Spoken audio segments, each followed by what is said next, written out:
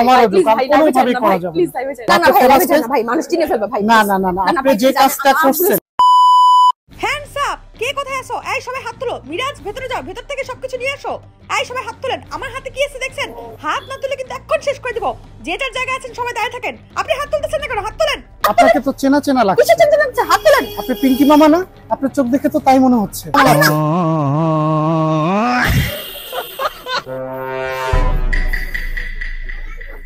আসলে আমি চেক করতেছিলাম আপনি আমাকে চেনেন কিনা। আপনি আমাকে চেনেন? Wow, thank you. ভাই ভাই প্লিজ। না না না, এখনই আপনার ফেসটাম ফেসবুকে দিব। আপনি এখানে ডাকাতি করতে আসছেন? আজকে আমাদের ওপেনিং ছিল, ওপেনিং ডেতে ডাকাতি। না না না, এটা আমি কোনোভাবে আমার অযোগ্য, আমার অযোগ্য, কোনোভাবেই করা যাবে না।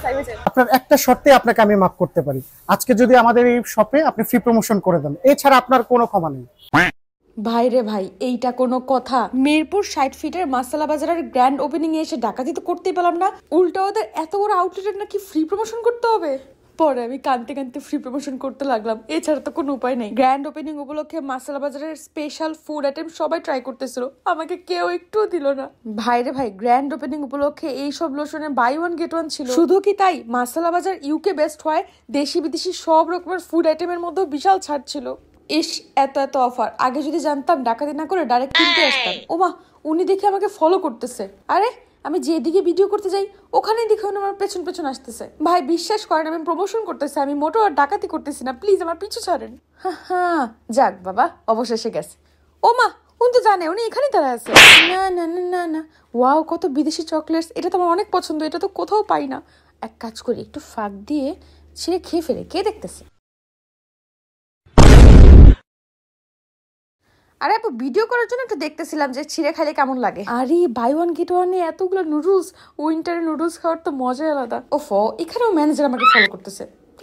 মাসালা বাজারের এইসব ফ্রোজেন ফুড আগে বিদেশে প্যাকেট করে পাঠানো হতো, এখন তো বাংলাদেশেও বিক্রি করা হয়। ওয়াও, তাদের এখান থেকে নাইফ, স্টেনলেস স্টিলের প্যানও পাওয়া যায়। এক কাজ করবো, নেক্সট টাইম ডাকাতি করার আগে ওদের এখান থেকে এসব জিনিস কিনে নিয়ে যাবো, তাইলে আর নেক্সট টাইম ধরা খাবো না। আরে বাহ, এখান থেকে বাচ্চাদের খেলনা পাওয়া যায়, হাফসার বাচ্চা হয়ে এখান থেকে কিনে ওদেরকে গিফট করে দিব। আরে লাবুবুর পানির বোতল, বিদেশি ওয়েবসাইট গুলোতে এইসব বোতল দেখি, এখন এটা বাংলাদেশের মাসালা বাজারে পাওয়া যায়। বাহ, তারপর হঠাৎ শুনলাম মাইকে কি যেন একটা র্যাফেল ড্রয়ের কথা বলতেছে। ভাইটার আমি জিজ্ঞেস করলাম, ভাইয়া কাহিনী কি? ভাইয়া তখন বলো 1000 টাকার উপরে কেউ শপিং করলেই তাদেরকে একটা টোকেন দেওয়া হবে, আর র্যাফেল ড্রয়ের যারা উইনার হবে তারা fridge, TV, washing machine, cycle, even স্মার্টফোনও গিফট হিসেবে পাবে। তাই আমিও সরমনে বললাম, ভাইয়া আমাকেও একটা টোকেন দেন না। সরি ম্যাম, এটা কাস্টমারদের জন্য, এটা আপনাদের মতো ডাকাতদের জন্য না। এত বড় কথা, আমি আর কোনোদিনও মাসালা বাজারে ডাকাতি করতে আসবো না।